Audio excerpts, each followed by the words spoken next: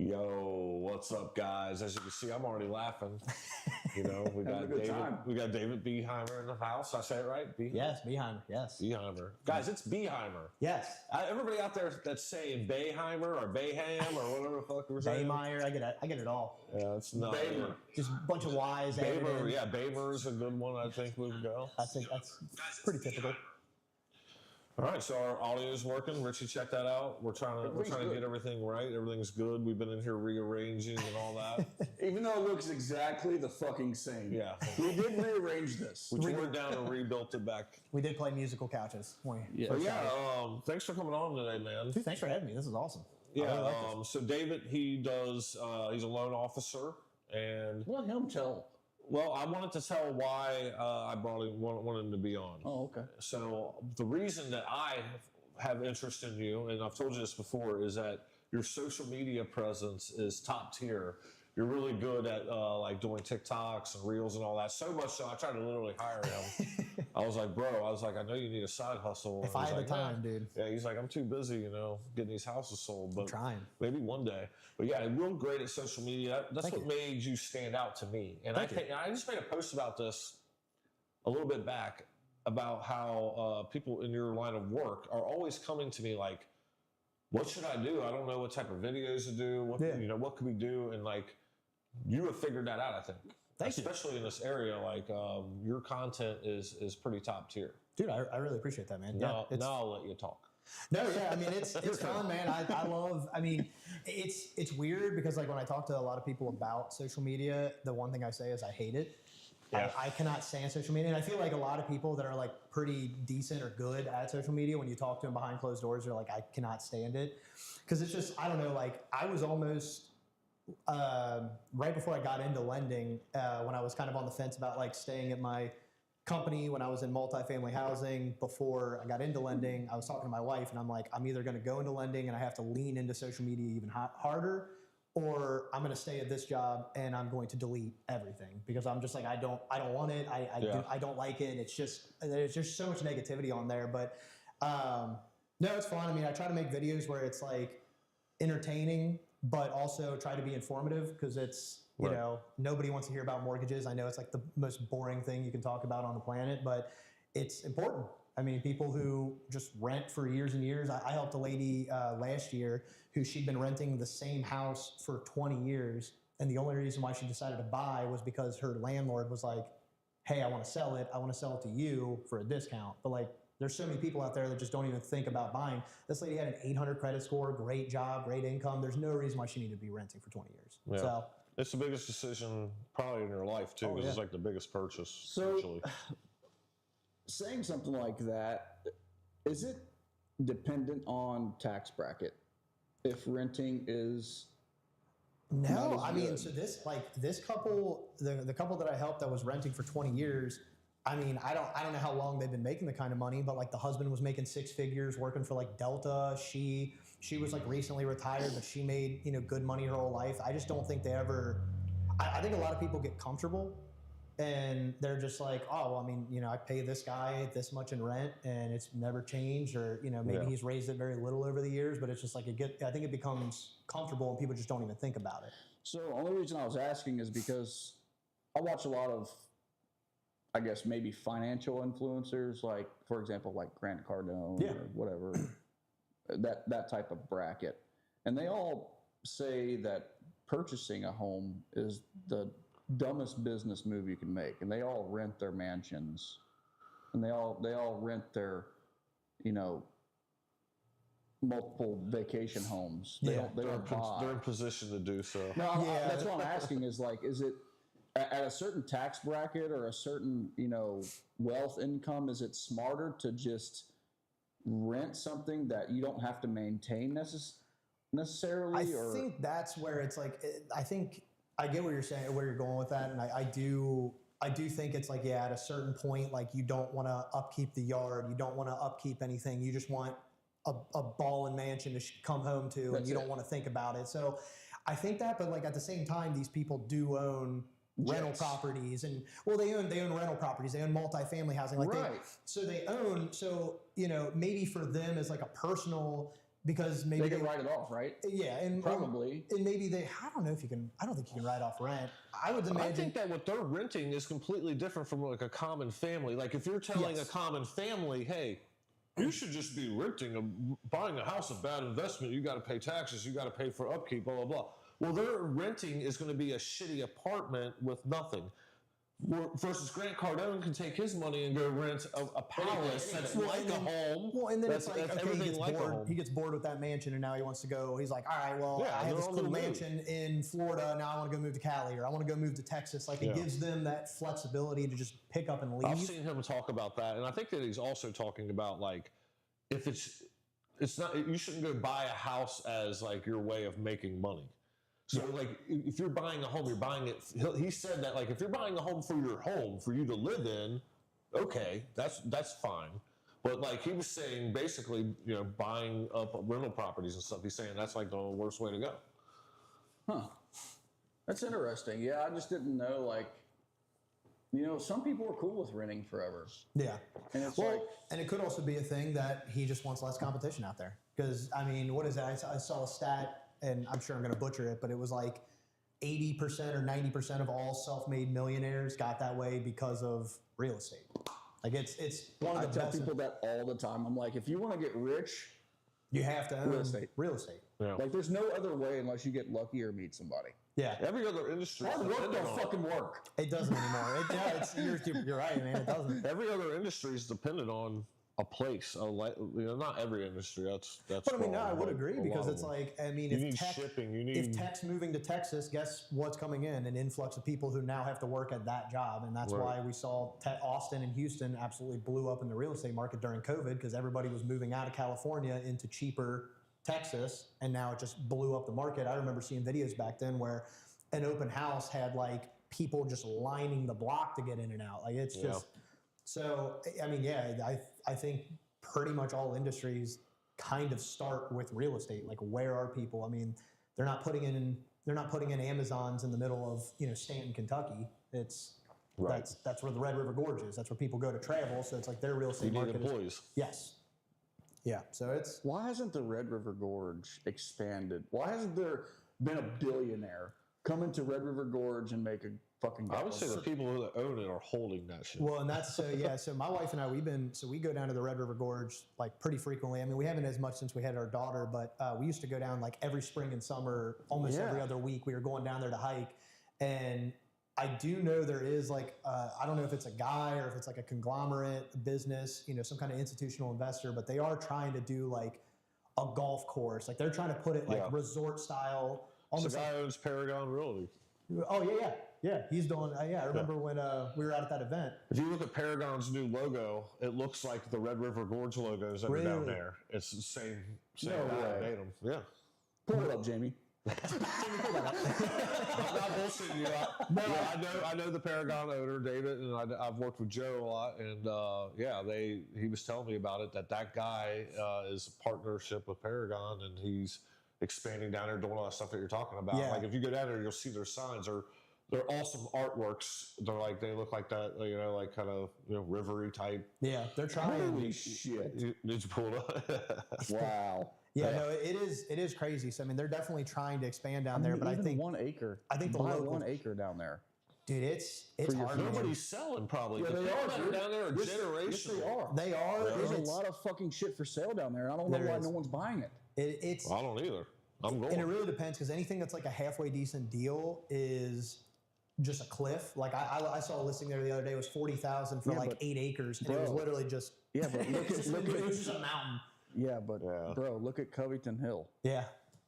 That was a mountain for 80 years before a developer went in there. That's a hill. Bro, if you go up to it, that is not just a fucking hill. I've gone up that actually. That is a goddamn mountain. I drone in the woods up there. It's a fucking mountain. Do you not remember that post? I was bleeding. It's a mountain. bleeding. I was literally bleeding at the end of that. Dude, anything can happen nowadays. Yeah. You know, I mean, you can build right. on the side of that fucking cliff. They can blow up the side of it and flatten it out for sure. Yeah. All types of shit. Take a I'm lot just of money. wondering why. It's like because that is a money grab coming. down I think there. it's just the influx of money, and then it's waiting out the locals who don't want that. The level locals to be don't there. want that place to change. They Yes. want to keep it the way it is. They don't want it to turn into Pigeon Forge. That's what that's what I was about to say. It's either going to stay exactly where it is, or it's going to become the like, Gatlinburg. even if you look around northern Kentucky, if you get any further than like 2 miles away from a dense area, those landowners don't want the land to change. Yeah. And then they pass that land down to family members, and it's not going to get sold till it gets to like Gen Z eventually. Yeah. And they're like, fuck this, I don't want this land. Yeah, I They don't care want the about money. grandma's old land. They'll I want to take get the out of here. millions and then they'll Fuck stop. that stupid natural bridge. That's Put stupid. a roller coaster on that shit. Yeah, that's retarded. It's a roller coaster roll right over that. They will. Eventually, it probably will be that. It's coming eventually. I've seen a lot of like people talk about the plans and like putting like go-karts and mini The golf and first stuff fucking all over the go-kart golf course. track down there, it's over. Oh, dude, it's over. going through the hills. Yeah, no, I think it's coming eventually, or I don't know, maybe it won't. Maybe they'll hold out long enough, and the people who want to put the money in will go somewhere else. But I want to see it happen. You want to see a go-kart track in the middle of natural. I don't bridge. want to go all the way to fucking Gatlinburg, bro. Right. It is. I think that it should be strategically done around it. Like that's why we have government. Keep it out of it. That's why government 5 miles out. Yeah, they should just like create like zones where you can't build and zones where you can. Zones where people aren't going anyway, that are just land. Yeah. A little bit further out, then build, fucking roller coasters and all that. That way you get families down there staying in hotels. You get Yeah, they're coming for that, and then they can do the hiking. And then you go deeper into it to get the nature. Yeah. They just got to do it right. I'm sure they're going to find a middle ground because I know a lot of the locals do not want anything to change down there. I think like the Smoky Mountains in Tennessee did kind of good. Like, Gatlinburg is like a little, it's like a little town, they really made it, they kept the ruggedness to it. It's so stupid. I think Gatlinburg is very stupid. Yeah. I have a totally different opinion than everyone else. Everyone wants to go there. I don't want to fucking go there. Bro, every other store is the same exact fucking thing, it's the same bro. 9 tie-dye t-shirts every time. Literally, why do you want to go there? There's nothing there. You're supposed to go look at the mountains and go hike and all that. And people just go to downtown. way go to the better strip mall. It's like, places. dude, I could get this at home. There's way better It's places people to hike. watching. It's just going out there and buying one thing that you like. It's just stupid. experience. I like Sevierville and like Pigeon Forge more because that's where you're getting like the outdoorsy side. But like downtown Gatlinburg, I actually went down last year with my family, and I was just like, pretty much like you said, I'm like, dude, this sucks. It's just everybody is. I'm shoulder to shoulder. There's no parking. I'm like, this For is. what? Yeah, For what? To go buy as many tie-dye t-shirts as you can afford. Me and my family, it's hilarious because we make fun of don't everybody. like. That's exactly what we do. I get it. I just know, like you know me. I'm trolling people, and then my son Aiden, he's exactly the same. worse. He's sitting in the front seat, and we're like trying to battle on who we're making fun of. Look at this fat. we're bad. But we had a good time doing it. Then we go have pancakes on one of those lines. Listen, we're not bad people. original We're pancake not bad people because we poke fun at fat people or funny-looking people. Okay, we're just normal people out here. All right, we don't mean it. I think it's just one of those natural. Well, dude, it's just like it's like is what it everybody. I make fun of myself. Everybody so. goes to the grocery store and you make eye contact with someone and you're just immediately coming up with insults. Like that's just naturally. I think that's what everybody does. It's a terrible thing you do. Man. Yeah, you're just a guy. I don't know if women do women do that? They do it to each other. I think they judge women. Look at this bitch. And she's Yeah. ugly. She don't have her hair's not Her done. lip fillers. Yeah, They're girlfriends. mean to each other. I don't they're think. very mean. I don't think it's. Yeah, girlfriends really don't. There's always like a level of like comparison, but I mean, guys, we just like we talk shit in make a fun of loving everyone. manner. Us. Like if I'm talking shit to you, it's because I'm comfortable around you and I like you. But then it's like, but like you said, at the same time in the grocery store, you walk past, I'm like, dude, what the fuck is this guy? You know, it's like your brain immediately. It doesn't even. And I'm like, I try to get myself off of that. If you when I'm don't at know the the person, it's like open game to have fun destroying. Yes, in your head, like coming up with the craziest You're not insults you saying can. it to their face. In case your cart's bump and you can just hit them with the most devious stuff you've ever said. It's just, I don't know. But yeah, I think that's for sure a guy thing that it's just, we're in our heads constantly. Making fun of people. Just being ruthless. That's what we be doing down in Gatlinburg, just rolling around, cooking people. I mean, I do that. Like, It's if I so go to fun. bars and shit, if I'm not completely shit faced, that's what I do. make fun. My of buddy and I, I think it came from Always Sunny or a TV show or something. But it was my buddy and I. We used to, when I lived in my first apartment, we would get drunk and go up to the pool, and it was like pretty close to NKU's campus, and we would just sit there and just get hammered, and we'd just be sitting there and like audibly at the pool, we would just be like, dude, this guy, he definitely came from a small town in Ohio. He joined TKE, and now he's in a frat. And now, like, and just literally giving this entire backstory. Yeah. And then one time we were there doing it, and this guy just looked over at us, and he's like, you guys aren't that far off, honestly. Like, you guys are pretty spot on. And we're like, oh, shit, you can hear me? Like, we were just... Damn. But it was just, I don't know, it's fun giving backstories. That's cool as fuck. I mean, we went off on a hell of a tangent there. That's okay, man. Sometimes we need that. Yeah. Back to mortgages. Mortgages, yeah. Back to the boring stuff. That's my mortgage. Do you love what you do? What is it? Do you love what you do? Dude, I do, honestly. Let's go into that. I love that question. Because, like you said earlier, not a sexy subject. Yeah. Not something that I don't think anybody wakes up 5 years old like, you know what? I want to fulfill loans for people. Yeah. But tell us why you love it. I mean, I like it. I mean, I can give you like the cheesy answer of like, it's really cool helping people buy a house and seeing like them get their keys and helping someone who may not have the best credit. They worked with me for a year or so, and all of a sudden now they can buy a house. Yeah. Like seeing that come to fruition is really, really cool. And it's something that is like super fulfilling because I mean, I believe in real estate and owning real estate. You know, I used to, prior to lending, like I said, I used to be in like apartment rentals. And, you know, it was just always so tough seeing people. Actually, one of my last sites was right down the street, Madison Place, and seeing people, you know, rent these one bedroom. I mean, they were beautiful, huge one bedroom condos overlooking the river for like $2,800 a month. And I'm like, dude, this is Covington. And I'm like, if you could pay $2,800 a month, like that's a nice house. Yeah. So, you know, seeing people buy something that is creating wealth for them and their family is just a really, really cool thing to do. But, kind of like what your point of, you know, nobody wakes up at 5 and they're like, you know what, I think I want to do this. Yeah. I mean, I thought I was destined for like middle management at some company because when I was in college, I remember I went to a career fair at NKU and I ran into a dude from Mike's Car Wash and I was just like kind of bullshitting with him and he was like, dude, why are you even doing this, man? Like, just get out of here and come work with me. I'll help you climb the corporate ladder. And I'm like, dude, is this destiny? Is this what I should be doing with my life? Yeah. Luckily, I'm very glad I didn't do that. But, you know, I just always thought that it was like, you know, because I grew up pretty, I would say like lower middle class. So, you know, to me, it was like, dude, if I could get a job making, you know, 60, 70 a year doing Mike's Car Wash, like, dude, I made it. Yeah. So, you know, I don't think anybody, like, I never in a million years thought this is what I was going to be doing with my life and that, you know, I would be running I think a successful mortgage business, but yeah, it's just crazy how things turn out. I know what you're talking about there, and from like me and my wife, like when we were young, we just stored our credit. We were one of those customers that you would have. We just stored our credit. We got credit cards. We defaulted on a car loan, all stuff that you do in your early 20s. We really screwed up our credit, so we had to work really, really hard to buy a house. So when our first house was a condo. It's like a pretty nice big townhouse, really what it was. So we bought that, and it was just back when the market was really good. Like you could buy a 3-bedroom townhome for like $100,000 in most places.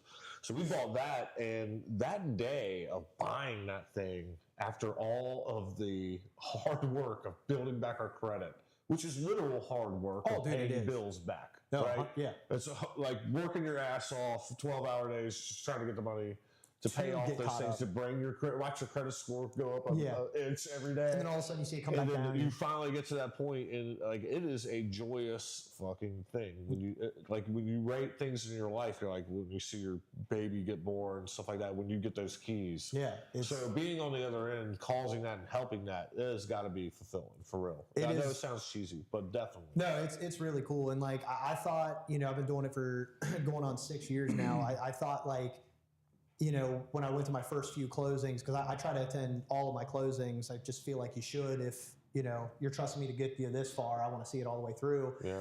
And when I would show up to my first closings and I'd get those like that excitement, almost like it's me closing on a house. And I thought eventually that would go away, but it really doesn't, man. Like it's really something to see people. And I mean, don't get me wrong. It's a huge fucking milestone. Yeah, it is. It's one of the biggest. I mean, In like your you just said, life, it's one of the biggest purchases you can make in your life. And seeing someone, do that. And don't get me wrong. Like, there's always the dickheads out there that, I always joke, I always comment on Justin Allen at our office. I always comment on his post anytime he says anything about mortgage lending. And I just go, yeah, nice try, loan boy, and just have some like shitty comment to make. But it's just like, there are the people out there that are like, okay, yeah, loan boy, thanks for the interest rate, goodbye forever. But it's, you're going to have those in any industry. But like, I would say a good 90% of the people I work with are just very grateful and thankful of what, we do for them every day. So it's just, it is a really, really cool thing to do. Is it easier to purchase a home with land or bare land if you have minimal cash? Minimal cash and probably buying a house with land. Really? Yeah, most Is land it because loans, banks view land as non-valuable? No, it's just so you can't really get you're not going to get like an FHA loan on land. You know what I'm saying? There's going to be like a land is kind of a specialty product. So like we have land products that you could do. I mean, the minimum down is 15%. You can't live on the land. Yeah. Why the fuck can't you? So you don't give a fuck about it. When it comes down to it, if you just buy a piece of land, you can be like, I'm not paying that shit back, fuck it. When you live in the house, they know that you have to live in it. More liability, I guess. Yeah. So like, You specialize in land, right? Yeah. Okay. So I love doing land loans and construction and things like that. 15%, huh? Yeah. So 15% is honestly. Plus closing. What is it? Plus closing. Yeah, plus closing costs. But I mean, I've seen, and just like in the regular real estate market, land sits for a while. So I've seen it where people can negotiate sellers to cover the closing costs on land too. That's honestly a pretty common thing. But yeah, I mean, so to answer your point, like if you don't have a lot of cash, and it's probably going to be easier for you to buy a house because you could potentially do 3 or 3.5% down on a house. But if you're just buying land, you got to do 15. And you have to live in it, right? On the house? Yeah. So if you're if you're buying an investment property, the minimum down. They want that leverage. They want to know that you'll be out on their ass if you don't pay that. When you say 15% down, I always hear 25, 30% down. What qualifications do you have to receive that 15% down? Are you talking about like investment properties or land? Land. So, I'm sorry, what was the question? You're saying 20, 25%? That's what I hear. Well, so like there's a bigger bank that does land loans that they require like 35% down, but I typically like to run it through there's a company that we broker through that they allow for 15% down, and honestly their rates are like in the high 6s, low 7s. So I mean that's what I like to push because it's great rate, lower down payment. Now I will say like the way that they structure their loans is 15% down is a max of a 15-year loan, 20 down for 20-year, 25 for 25-year, and 30 for 30 years. So that's maybe where you hear it, because if somebody wants a 25 or a 30-year land loan, then they have to do that. But technically, the minimum would be 15. Mm-hmm. Good info. So 15% for a 15-year loan. Yep. Okay. And the rates aren't that terrible compared to, I mean, like I said, they're in the high 6s, maybe low 7s. And I mean, right now the national average of conventional is sitting around like 6.4, 6.5. So it's not an astronomical jump between the two. That's why I like that company specifically. But no, it's fun, man. And then I like doing land, and that's kind of why I fell into that niche, is that like I myself and my wife, we're looking to buy land down, like I said, at Red River Gorge. So, to me, it interests me in buying land and owning something that you can potentially put something on, which is why I like to do construction loans as well. So it all kind of goes hand in hand with what I personally like. Do you make are you paid on commission, or how are you paid? So I'm 100% commission. So it's just like, which... Me and my wife are having this argument, if you're watching, Kat. She was saying that like you would be like like $60,000 a year job or something like that, or whatever it is. No, so it's commission. It depends. Like, the first company I worked for was 100% commission, and then when I joined on with Ravi over at Guaranteed Rate, it was like a small salary with a small commission. But then like there's banks that they do like maybe a decent salary with like a real small amount of commission. Some of them are just so everybody's a little bit different. Yeah, it all just depends whatever fits the person. Yep, whatever fits the company. Which I mean, I like the 100% commission model just because I feel like it puts more skin in the game. Like sometimes when you talk to bankers, bankers got to do checking accounts, savings accounts, credit cards, CDs. They're doing this wide range of products, and mortgages are a small part of what they do. Yeah. I have to know everything I can about mortgages, because if I don't, somebody else who's better than me is going to win the deal, and then I don't get paid, and that's how I pay my bills. So like I like that the 100% concept kind of gives you more skin in the game to actually know what you're doing and know what you're talking about to make sure you're an expert in the subject. Not to say that some bankers aren't. I know there's a lot of smart bankers out there, but generally I would say the vast majority of loan officers, it's kind of how that works. Cool. Yeah, 100% commission. It's the way. It's the way. And that's how I'll pay my sales reps for roofing too. Yeah.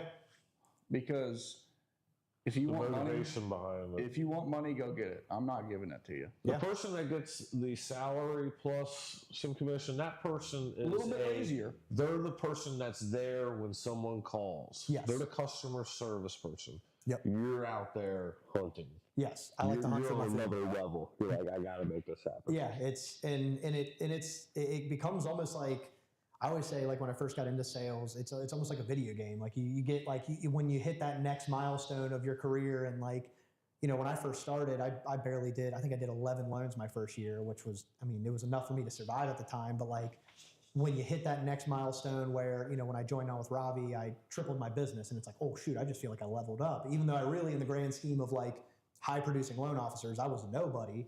To me, it's like, okay, I hit that next level, and then it's like, okay, well now I want to hit the next level, and I want to hit and I want to grow and service more people, because the more people I'm serving, you know, that's just more fulfillment I get because I'm helping people buy real estate. Yeah. So it's fun, but it's not a sexy topic. It's very boring to talk to people about. Not a lot of people at family parties want to hear about mortgages and the 10-year treasury and all that stuff. But I mean, the only thing that people are concerned about is like, what's the rate? What's the rate right now? Like regular people, that's why your content needs to be out there hitting the strings, the heartstrings. It needs to be about, hey, what are you going to feel like when those keys are in your hands and you now own your first house?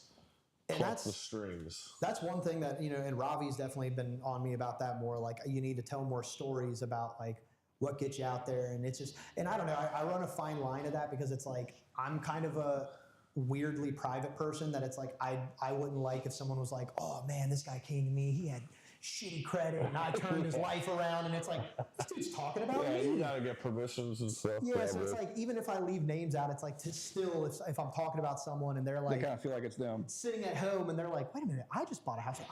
My credit sucked. I didn't think I was that poor. Yeah, exactly. Like, I don't ever want to be that person that's putting someone's business out there. So that's why it's like, it's a fine line, but I do need to get better about like telling the stories, because I mean, there are a lot of people where, you know, I'm working with a veteran right now who, he came to me, had a 498 credit score, and, you know, he was like, hey, you know, what can you do for me? And I was pulling pricing, and like, I wasn't even getting pricing showing up, like, meaning there's not a rate available to him. So I'm like, hey man, like, we need to work together and get this stuff up. And he's been working on his credit, and like, I mean, dude, we started working together in like February, and he just sent me a picture last week that he's now at a 688 or a 698. So it's like, that stuff fires me up. Here's my suggestion. Yeah. Don't tell the stories. Tell a story. You already know the stories. Yeah. So it's like, it's reaching out there and you're saying, hey, let me guess. You're at home right now renting, and you've been there for X amount of years, and you've paid your landlord $50,000. That's what me and my wife did once. Yeah.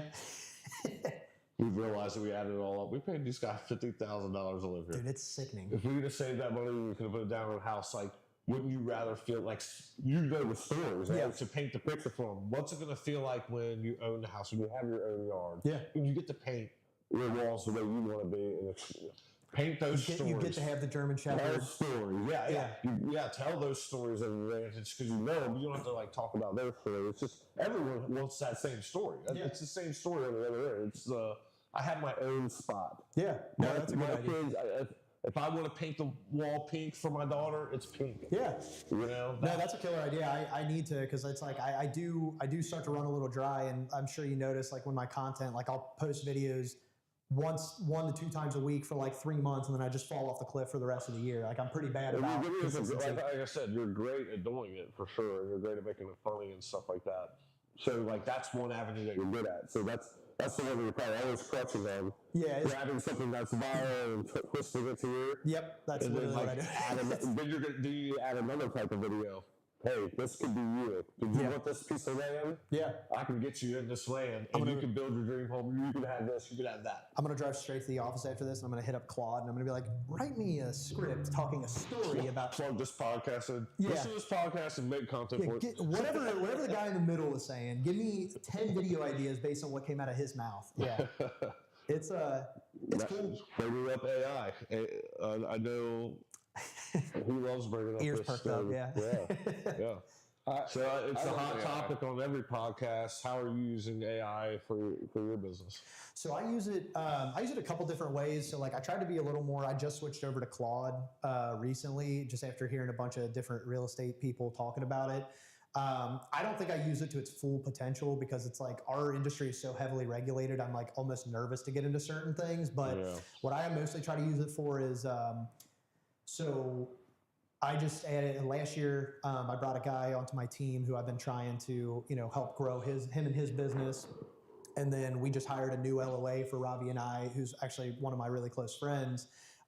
So we had them take disc assessments when we transferred over to Union Home. And I uploaded their disc assessments into Claude, and I'm like, hey, read this. And then so I kind of talked to Claude about like, hey, if this guy makes a mistake, what's the best way to address it with them? Because it's like, I'm kind of just, hey, you fucked up. Here's why. Here's what you need to do next time. But like, that doesn't work for everybody. Yeah. I'm very much like, I talk to people the way that I like to be talked to, but that doesn't work for every personality type. And both of these guys have widely different personalities. So like I use it for that. I use it for social media content where, I was talking to it and then I started uploading like, hey, here's some of my better performing posts. Here's the script. And it kind of like came up with my structure and how I like to do things. And now it's like, if I say, hey, give me a script on this topic. I mean, the last like 3 or 4 of my videos were almost 100% scripted by Claude. Like I came up with the idea and then maybe I tweaked a few words, but so I use it for that. And then it's, just kind of like best ways to organically attack my database and things like that to make sure I'm staying in front of everybody, because the last thing I want to do is get on Facebook and see so-and-so closed with another lender. And I'm like, dude, what the fuck? Like, why not? And it's like, oh, well, shit, the last time I emailed him was 6 months ago. So, okay, yeah, that is my fault. So I kind of use it for that. You're using it as almost like an administrative assistant a little bit there. Basically. You can too. Yeah. I mean, it does have an assistant choice that you can use. Yeah, the dispatch or whatever, where it can actually like log into your computer and do that's what I like medial tasks for it. Well, for sure. That's what I literally do. Actually, I believe there's an influencer selection that you can use on it. For like social media? Yeah. Huh. Yeah, and you could tell it, hey, I want to do this, this, and this, and be very specific, and it could plan you out a 30-day influencer thing with pictures or videos or anything, because it ties into Sora as well. Oh, okay. And it can create small graphics for you. I mean, it might not be the best. I've seen they just rolled out like Claude Design or whatever, where you can like have it come up with like logos or images and things like that.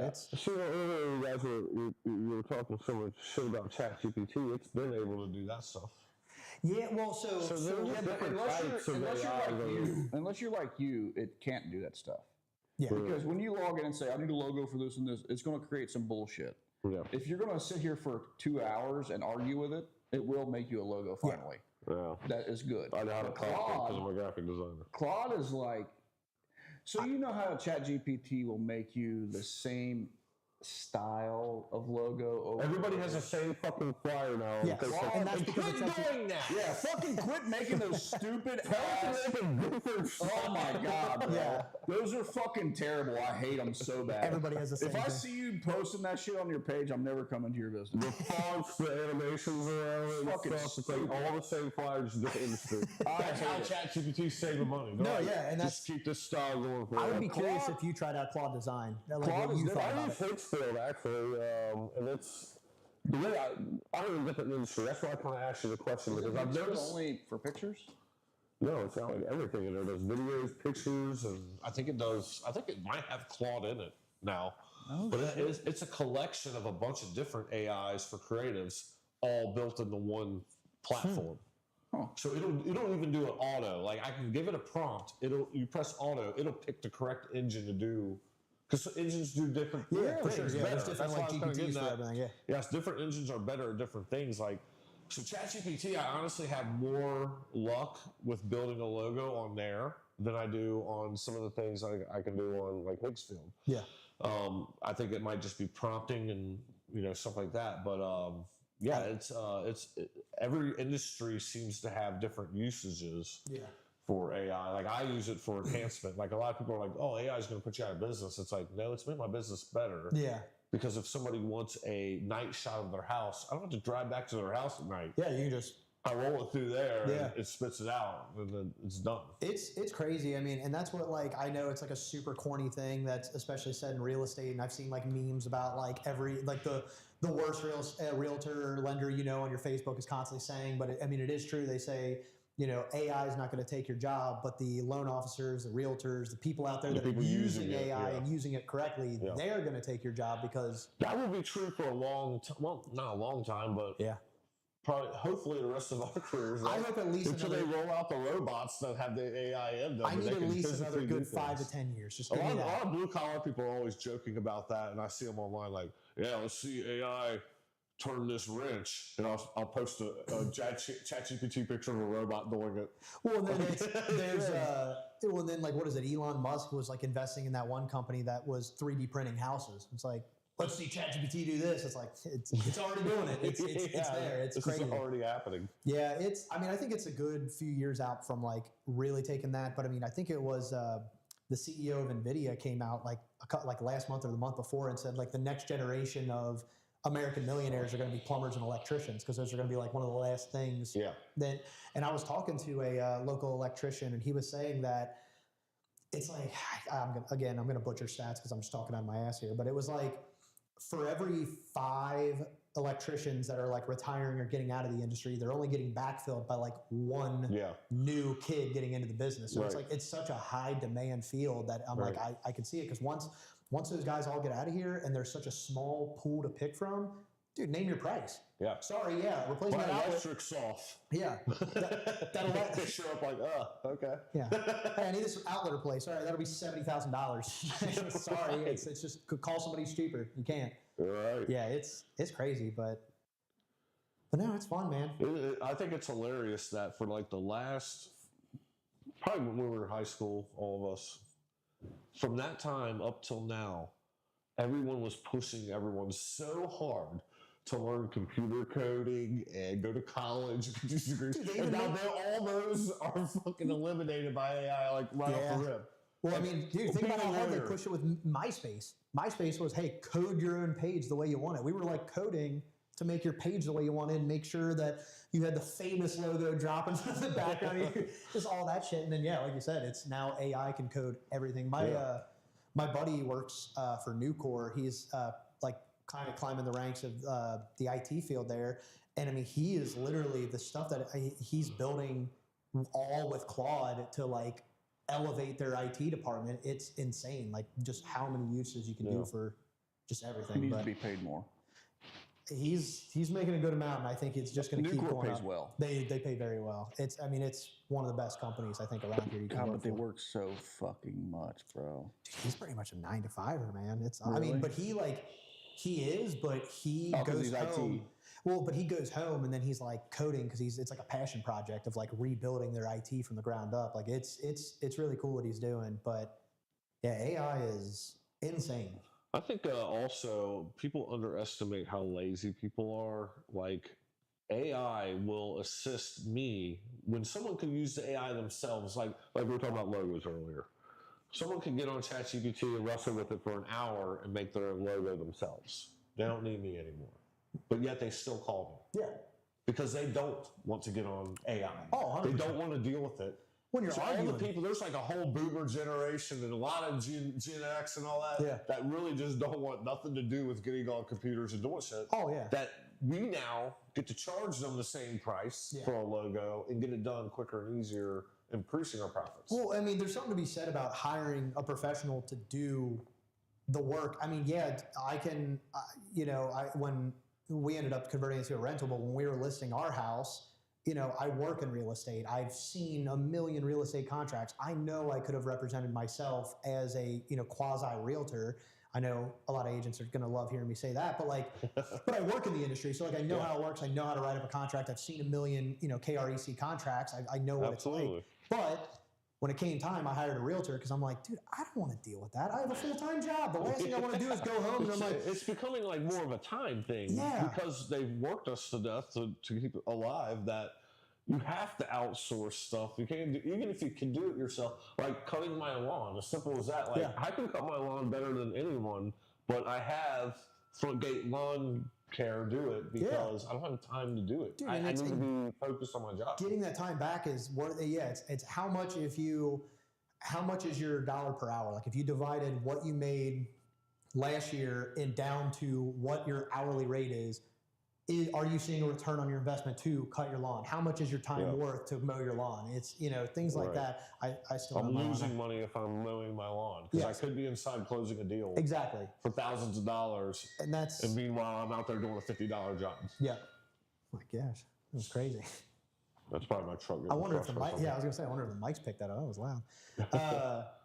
But no, it's crazy, and I mean the industry's always evolving, and that's why I feel like you have to be on the forefront of it. And it's cool. I mean, where we're at now at Union Home, we're rolling out a lot of stuff with like almost like AI underwriters, where it's not fully AI, but I mean, we're on like a test pilot program at our branch, and I mean, I submitted a file for underwriting.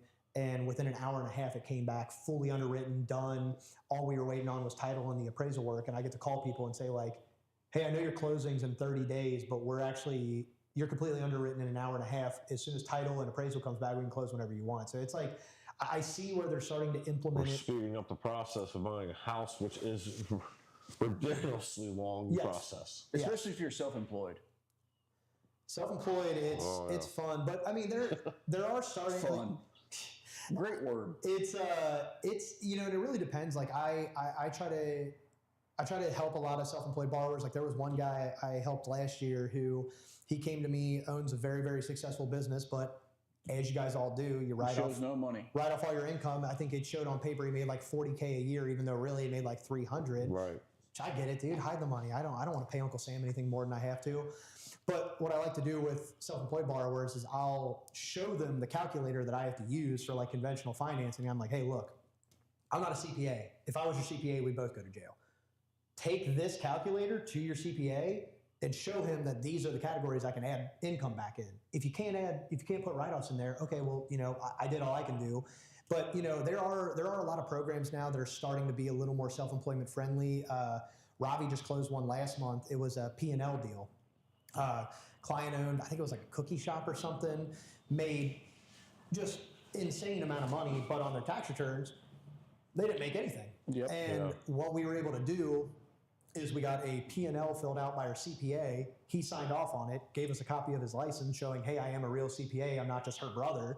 And we were able to qualify her just off of a P&L, a year of a P&L. So like, there are ways where you still get to kind of have your cake and eat it too, where you could write off all your income, but then I can still find a way to use, what you need to get qualified. I think that's what my CPA did at the time. Yeah. I was like, I need to buy this house. Yeah. Fix it. And he amended my tax returns and made it happen. Yeah, and that's something I do. I just helped a realtor buy a house 2 months ago where, I mean, his taxes showed that he made nothing, even though he was a very successful agent.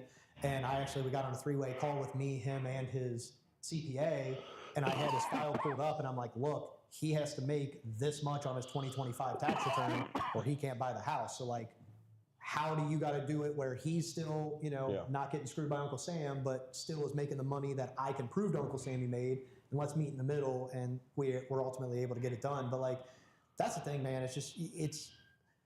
My industry was... I would say my job in life was a lot easier. I got into the business when it was 2020, 2021. So, I mean, I was sitting in my house in, sweatpants and a t-shirt. Oh yeah, you want a 2% rate? Sick. Okay, type it in. All right, have a good one. Yeah.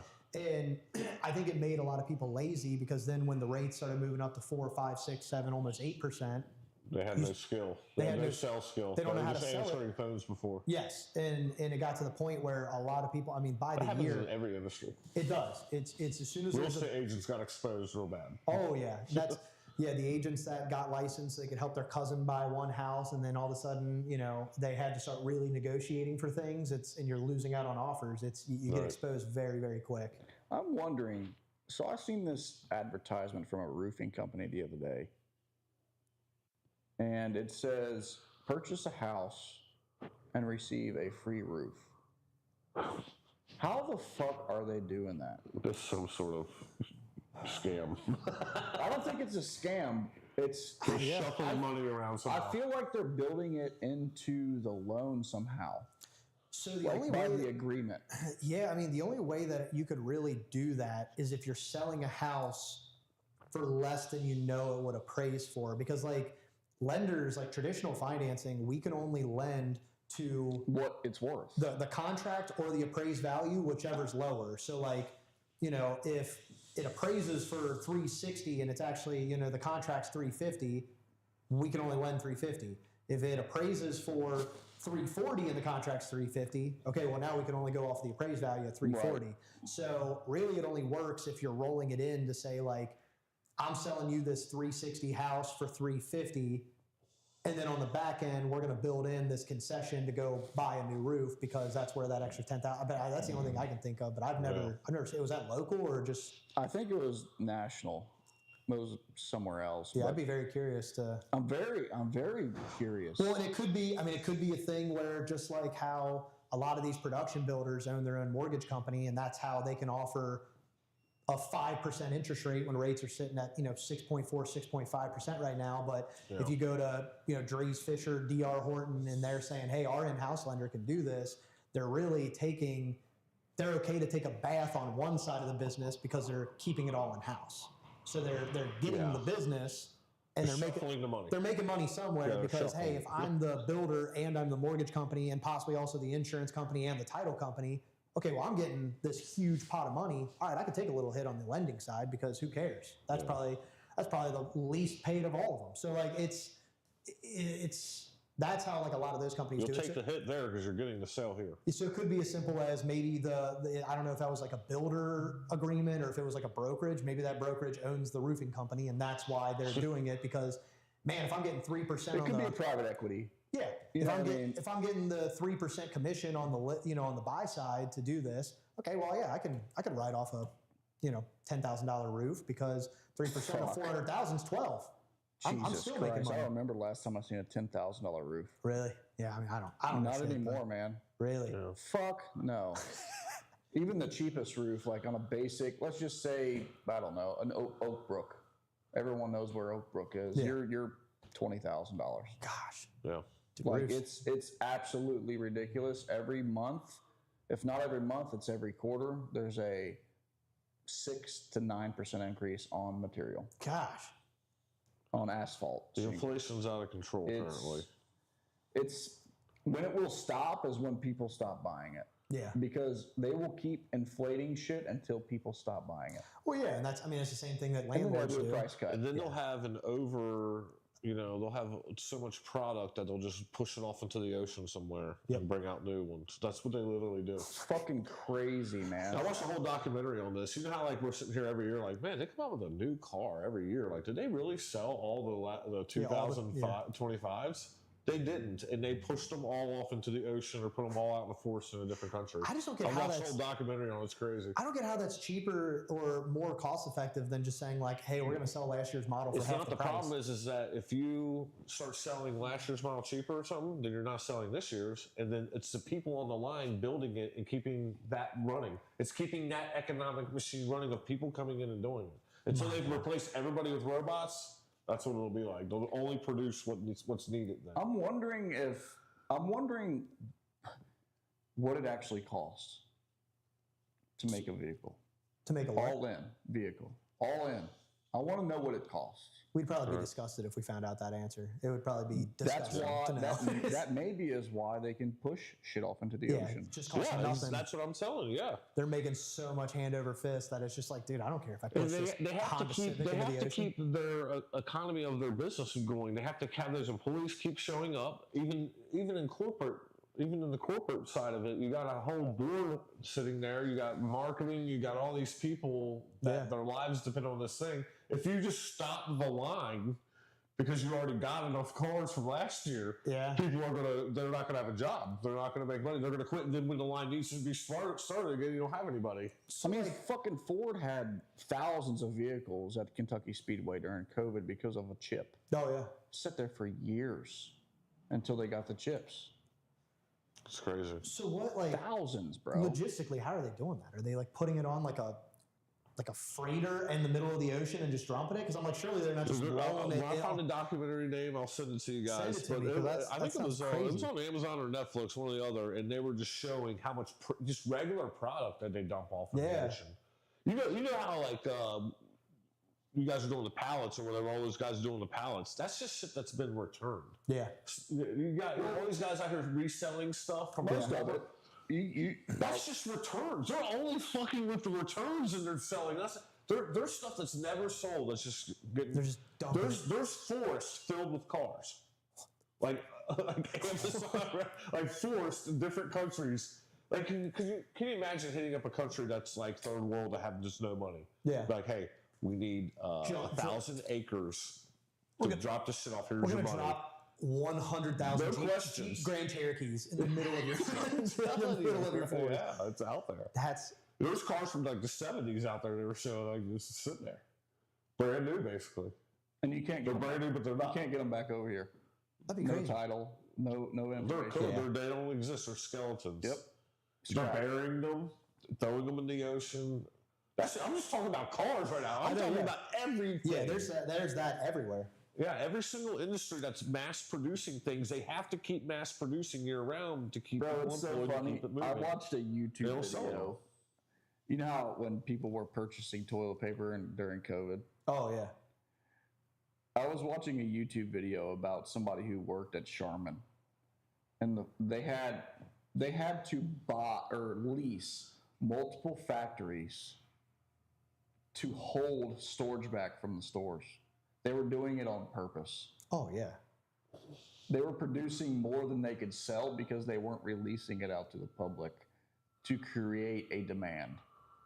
Yeah. As if the demand was already fucking there. Yeah. I don't know how many times they didn't have any, though. Yeah.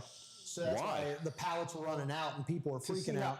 I think it's to see how... Because they knew that when they filled the shelves again, if they trickle it, everybody would buy it all. They just trickle it every week. They had overstock. Wow. Man. When we had none. That's where America's fucked because, like, we are the evilest when it comes I think honestly, like, we're tests. America is the test. Yeah. To see what people will do, what it will take. When shit hits the fan. When shit hits the fan, like, what will happen? What measures do we go through to, which, I mean, apparently when we had a virus, everyone just bought everything of toilet paper. Dude, I remember because I was doing 3D printing back then, just like for fun on the side. And I bought a case of isopropyl alcohol for like $20. And then 2 weeks later, one bottle was 40.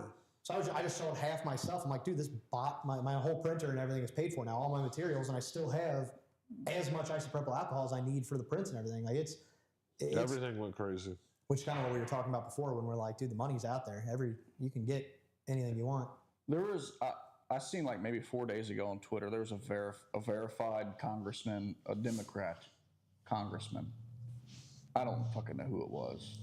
But basically, he was basically exposing the Trump administration for Donald Trump creating Twitter posts on purpose to dump certain companies so his friends and him can buy the stock just for it to go right back up. For him to come back next year like, I actually like that. Another post. Yeah, I was going to say. That's all it takes. I think that's pretty... That's fucking how powerful quick. social media is. That's how fucking quick the market moves. Oh, it's insane. No, I believe that because I mean, you would see it where he would do that. Where It's all on like, purpose. I hate this company. They're the worst company. And then all of a sudden, it's like a week later, he's like, they're actually not that bad. And then you just like you said, you just watch it. They're all just making billions of dollars. There was I just So saw a following post. Elon and him on Twitter I is saw perfect a post for investment.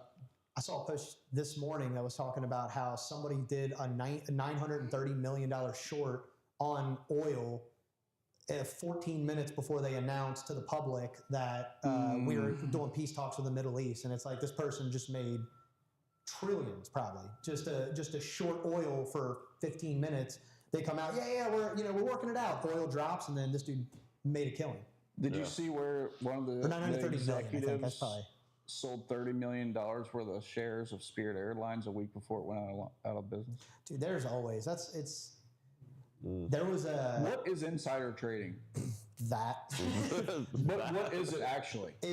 What classifies you as a lawsuit? So it's like if you have If you're a normal citizen? let's say basically if you're So that person who got the inside tip probably has 7 layers of Inside ways that tips. it came to him.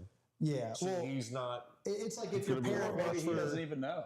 Yeah. Maybe it's his hedge fund that knows. Well, let's say you're. I don't know. I didn't know anything. Let's I say don't your control wife my worked money. for P&G, and Right. P&G came out, and she came to you and said, like, dude, look, our earnings is going to suck this time around. So you go out and That's all you you need. buy a bunch of shorts, and then all of a sudden you make a killing. They start doing a little bit of investigating because, again, you're a civilian, not a senator or something Right. like that. They Right. start doing investigating. They're like, wait a minute, his wife works for P&G. And then they find out she told you something. That's insider trading. Only if you're a regular citizen. Yes, pretty much. I Not mean, if you're an executive. on paper, a no, but politician. yeah. Yeah, exactly. On paper, everybody's Yeah. able to get insider trading charges, but I think they know how to protect themselves. Yeah. That's what's They happening. know how to pay themselves off.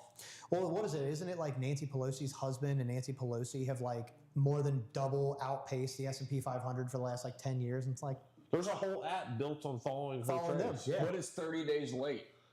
Oh, the app is. 30 days late. Oh. I So the followed time a- the fucking shit spikes, So that was they've a already scam too. It's 100% a you just fucking have to be scam, bro. there. I followed a couple of those trades. You got to be patient because there was one I saw that it was like her husband bought it 30 days ago. It was like $4 a share. I bought like 100 shares of it. So I was like, let's just see what happens. Honestly, forgot I did it.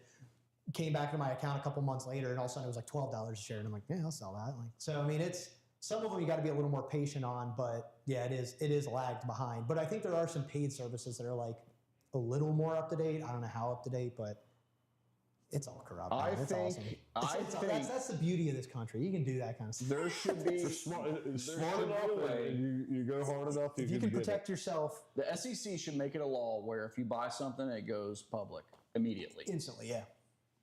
Or just, I What think does it matter? I Well, why think would they do that when they have Donald Trump and everybody else paying them not to let that happen? Exactly. That's the thing. It's I just think fucking. politicians delete- shouldn't I be just allowed in posted the something market. the other day. It's like six I just don't think billionaire that's- companies revolving the same fake money around to each other Oh, yeah. over and over. Yeah. Yeah. That's all it is. Well, That's fucking like crazy. coming 90 through swooping our money out of our little apps on our phone. Yeah. I don't know who it was. Ugh, Somebody was saying like pisses me off. some elite was saying on a podcast. He's like, if you're doing shit on your phone, you're being took. That's just like going to gamble your money. The house is going to win. Oh. If you're doing shit on your phone, like that's not it. My dad always said the casinos don't look like that because they're losing money. Like they build those there for a reason. Yep. Right? And they're not taxed either, I don't think. Casinos are Casinos. The ones in Vegas that are owned by Indians, right? They're all owned by Indians. Yeah, happen chance, right? Make sure you know an Indian to own Not your Indians, Native Americans. Native Americans. Yes, yes. yeah. Not the Shell gas station owners. I knew And the crispy crunchy chicken guys. The fucking Native Americans. Yes. Which we shouldn't have to pay taxes. They shouldn't have to pay taxes any fucking way. We came over here and murdered their whole family. Well, that's why. That's why they can do that. That's why rich white guys are going to find one of them and be like, hey, you want to open a casino?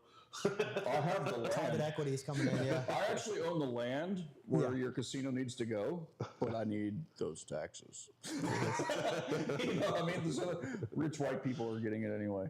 Yep.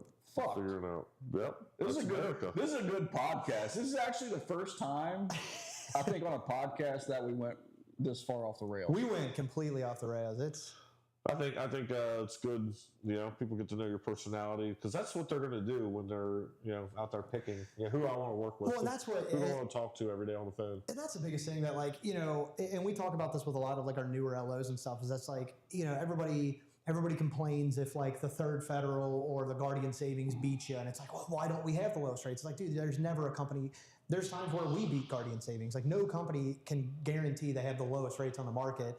So it's just like. The biggest thing is just working with people that want to work with you and finding that's how I built my entire business is working with realtors that I like to work with. Like the job in real estate is stressful enough. I don't want to work it with someone who I don't like and I couldn't see myself, hanging out with and, spending time with. So that's what I always say is like, look, don't sell rates, sell the experience. People are going to work with you if they want to work with you.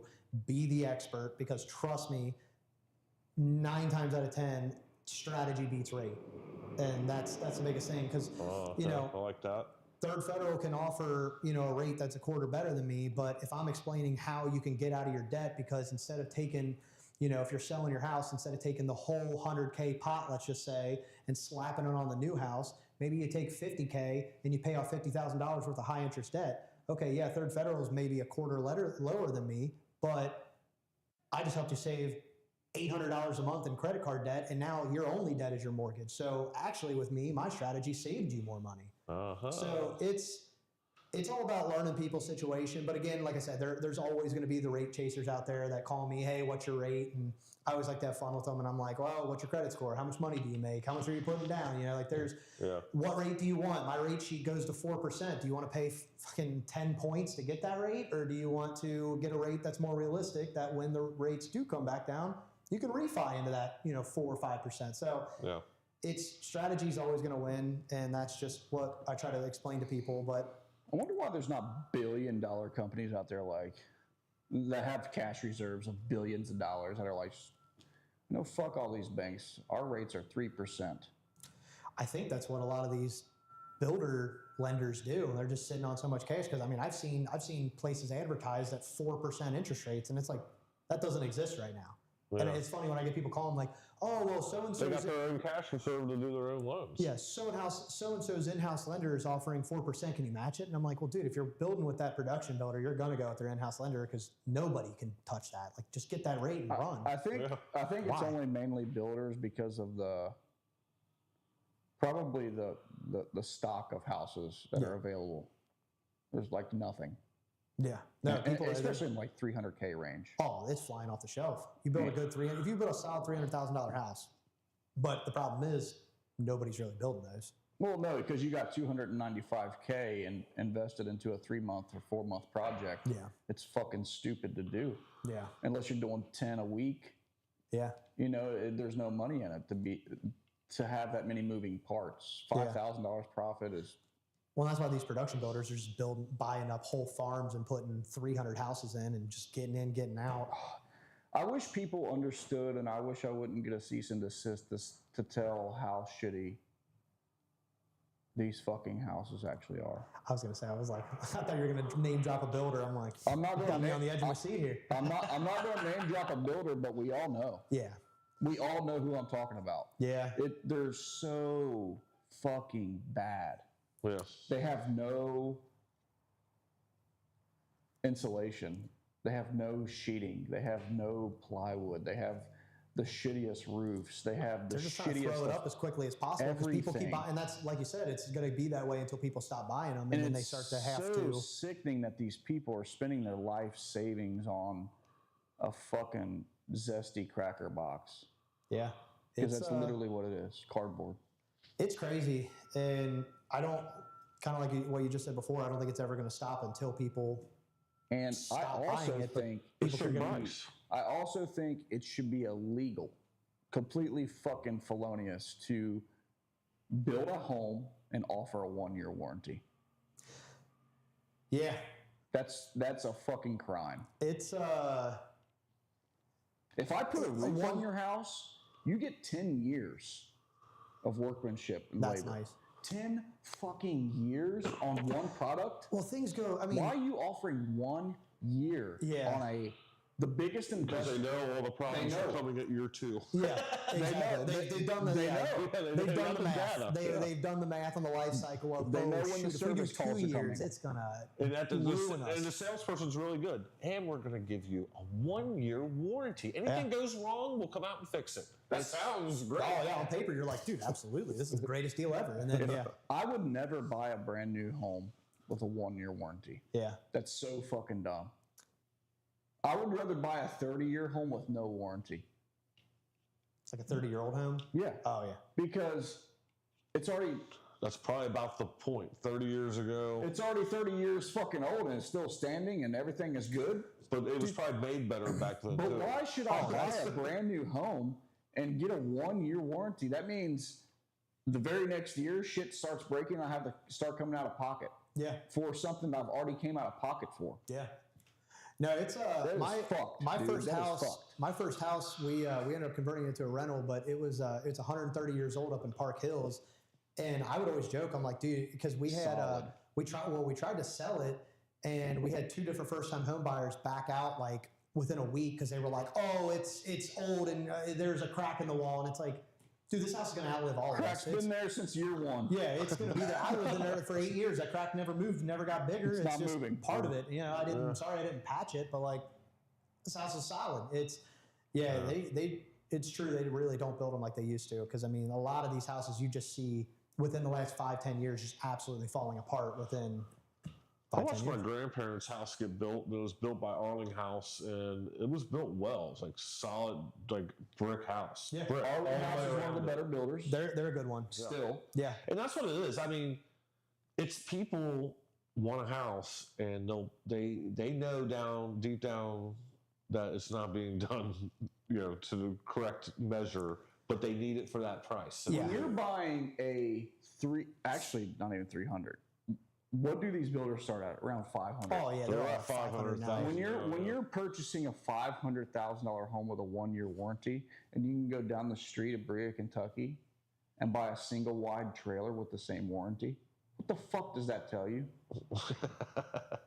Clayton Homes offers a 1-year warranty. Yeah. What the fuck, bro? All homes now are pretty good. Get the fuck out of here. Actually, I heard like a lot of these, like Clayton Homes that seem to add, they were like, yeah, we're using 2x6s. I'm like, what?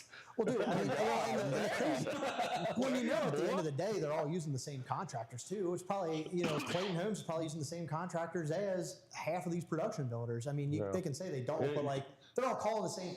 There's a dude I went to high school with. He started a concrete company, and he told me, he's like, yeah, I do concrete for all the same builders. And it's like, so you're doing concrete for from the 300s with this builder and then from a 600s with that builder. You're the same guy. It's not like the concrete's different. It's not like he goes, oh, well, this is a $300,000 house. I'm going to do this concrete job a little worse. Like, he's doing the same job. It's so that really opened my eyes. And I'm like, these guys are all really just using the same people. Like it's all just the same guys that.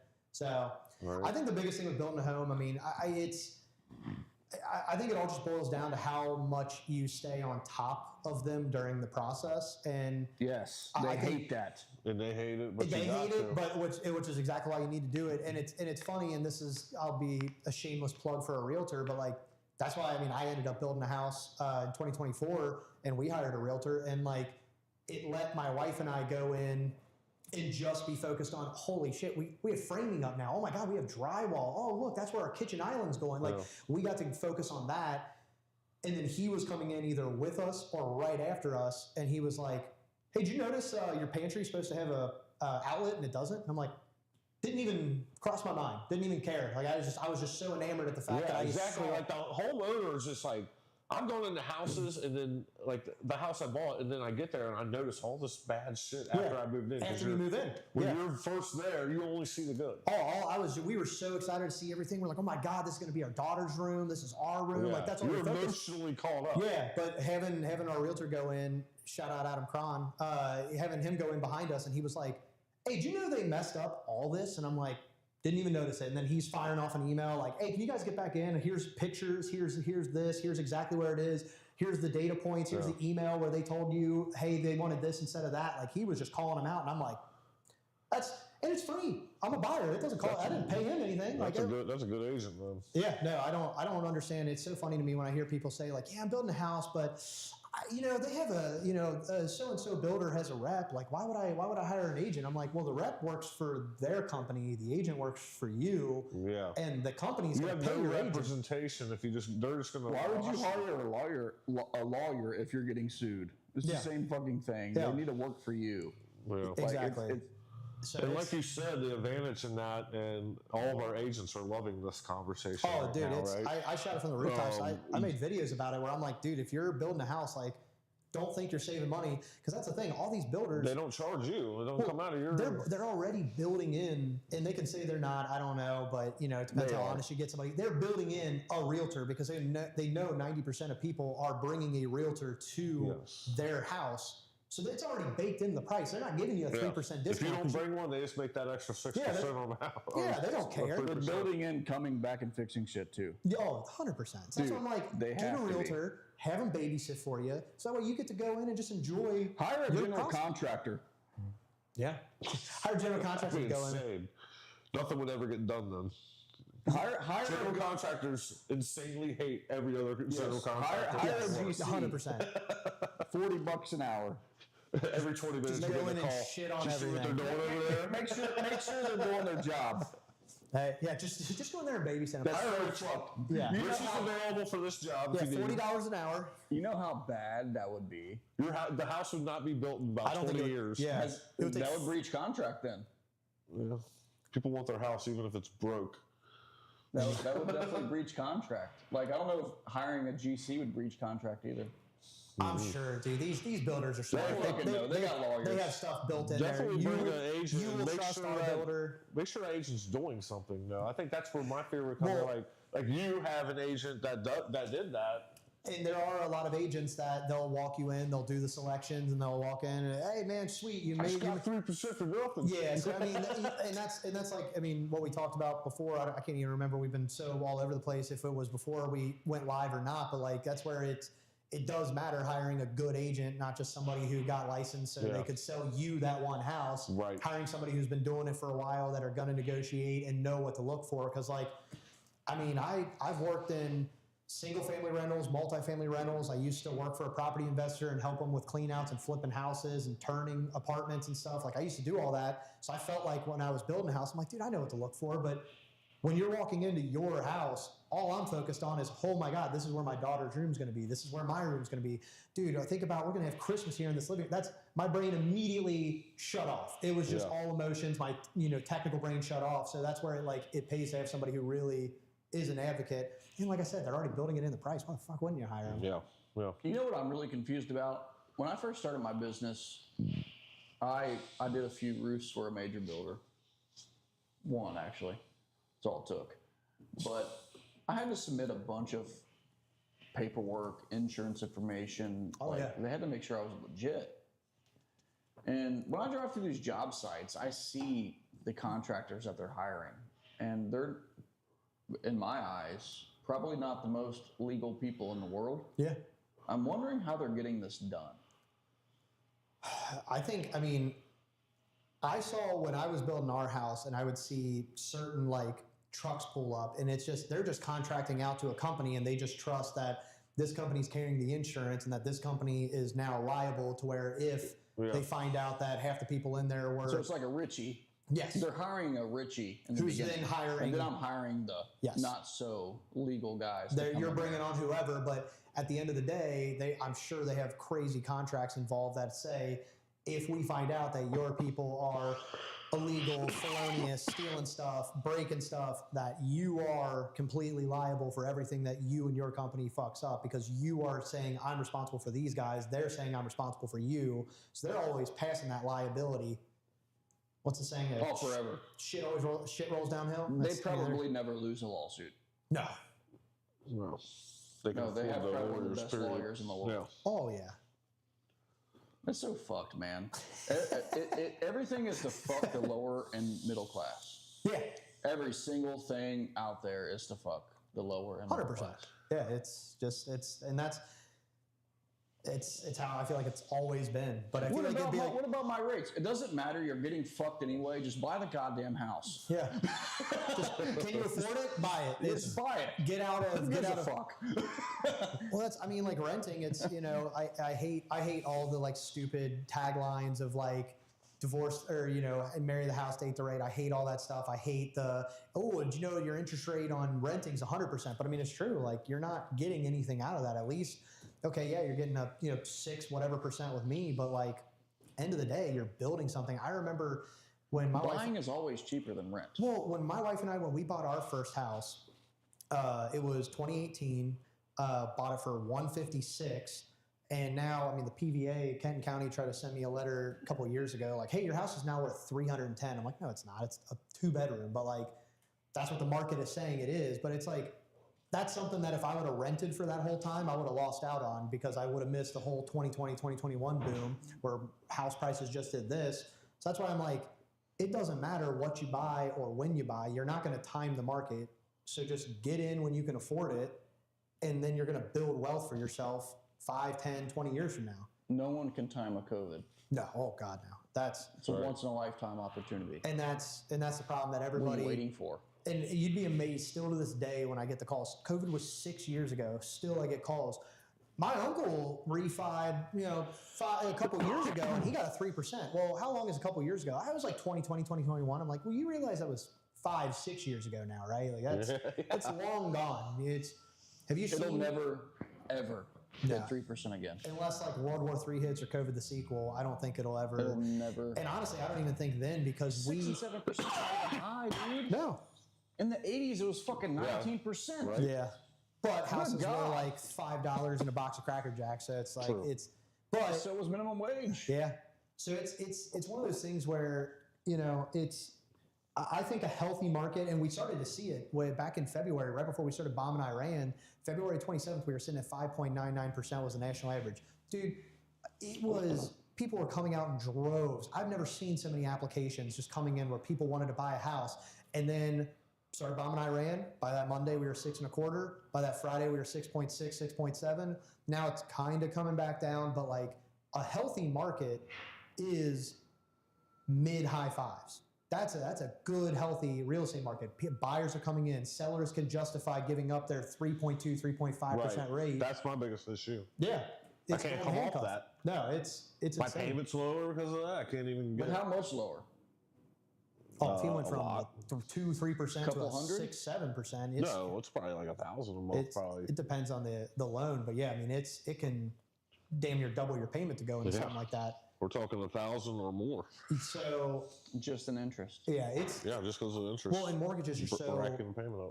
They're front loaded on interest. You don't flip into starting paying even. What is it, 12 years? It's like 13, 14 years when you start to see that it's balancing out where your principal and interest payment is 50-50. Then when you get past like year 15, it starts to be where the principal each year is kind of going up and the interest is going down. But that's the thing, man. Banks are going to get their money. It's, and I'm comfortable saying that because, I mean, I'm a loan officer, but money's not coming from me. It's not even coming, technically our company funds the loans and stuff, but like it's not you're there's always a layer of somebody where the money's coming from. And it's, the people that have the billions and trillions of dollars that are lending this in credit card and things like that, they're going to get their money, man. So that's just. And they get a lot of it, man. Yeah. I feel like mortgage lending is the best investment. It's cool. For 30 fucking years. You're guaranteed to get that money. And that's the thing. And then, and then on the back end, what they do in the secondary market is they'll bundle up 1,000 loans of, 70% conventional, 10% FHA, 10% USDA, 10% VA. And then they sell it to a Wall Street investor who wants to collect that interest on 1,000 loans that, they've stood the test of time. They met the guidelines of everything. I'm about to. Jamie, look that up. Yeah, I'm about to check something because I want to know if I was an investor and I purchased a $500,000 home in cash and I offered a 6.5% interest rate, how quick I would be paid back on my $500,000. I'm completely guessing, and you can check my math, but I'm saying like maybe like 10 or 12 years. Fucking sickening. 10 years maybe? It's a long time, but That's not a long time. But if you've been doing this for a while, that 10 or 12 years is happening on your last. It's always happening. Yeah, it's always happening. You're going to wait 10 years once. Well, that's the thing. It's like you're going to pay someone to live somewhere. You're either going to pay a landlord or one of these multifamily companies that have a big high rise. You're going to pay somebody something to live. That's just a fact of life. So it's like, why not do something that's at least going to give you a little bit of a return on the back end? Like that's where I don't get where people are like, nah, I don't want to buy. I think I'll just rent. It's like, when you buy, I mean, like when you sell, you get to walk away with some cash in hand. Yeah. At least, not with empty hands. There's something that you got, especially, I mean, as long as you live in there for a couple of years. I have some clients that buy and sell almost every year, it seems like, and they're selling and, you know, basically breaking even each year. And I'm like, I mean, I guess it makes sense if you want to move, but I'm like, you know, you stay in a house for 2-3 years at least, you're going to walk away with at least something. Right. Oh my God. What Claude say? I know ChatGPT this one. So $500,000 loan at 6.5% interest rate on a 30-year term. The total paid back to you is $1.1 million. Yeah, and that's the thing. So like the profit is $637,000 on a 30-year note. But the thing is that most people only stay in their mortgages for year one 7 to 10 years. It's $32,000. Oh yeah, in interest. So what you're saying is they'll hop out of that quicker anyway and you get your money back. And that's the thing. So all of our 18 years. You get it back quicker when they sell. $500,000 back. Okay. 18 years. So in all of our disclosures, they always say, so like every time I send a loan estimate, like I like to do Loom videos where I go through it top to bottom, and like people probably, I don't know if they love it or hate it. I get a lot of people saying they like it, but I'm like, John Smith, you are buying 123 Main Street for $300,000. After your down payment, it is now, you know, like I go through it all, but like on page 3 of the loan estimates, it says like, in 5 years, this is how much interest you are going to pay. Across the life of the loan, this is how much your total loan is going to cost. And it tells you if you're buying a $500,000 house and your interest rate 6.5%, you're paying $1 million. It very clearly tells you, yeah, across the life of your loan, you're paying $1.1 million. Like it, and here's the it's transparent, but you still own the fucking house as the lender. Yeah. Yeah, they actually own it until you actually pay it off. Yeah, we have the lien. People that walk around like, I own my own house. That is so the bank crazy. owns it. You live there and you do own it, You're but technically renting it. yeah. So in 18 years, when your money is all paid back, if they default, you still have a now inflated cost of a home that's now probably $800,000. Yeah. For free. That's the beauty of real estate. It's fucking sick.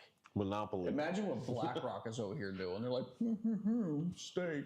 Oh yeah, They're fucking eating. They're having their cake and eating it at the same time all the time. It's fucking government. Damn, dude, that's so crazy, and it's something that people need. Yeah, it's recession proof almost. Well, I used to work for a guy. He owned, I think at the time he owned close to 300. I think it's down to like 200 now. But he owned a bunch of single family homes in our area. And when I asked him like how he got into it, he was like, well, you know, I got into IT very early. I did a lot of IT for like law firms, so you know I made a bunch of money. Then when 2008 hit, I bought 5 houses, and then I was like, well, you know, it's real estate. It's not gonna, you know, people need somewhere to live. It's gonna bounce back eventually. Then in like 2009, I bought 10 more. And then I just was like, and the line he said to me that I'm like, this is the craziest thing, but it's how I feel like a lot of entrepreneurs think, is he was like, well, filing for bankruptcy for 50,000 or 50 million is the same process. So might as well just go big. And then he was like, then I just got too big and he goes, then I just got too big to fail, because it's like, once you have this well-oiled machine of all these properties that you bought for pennies, and they're now worth hundreds of thousands of dollars, he's like, dude, I'm just collecting hand over fist at this point. Like, why?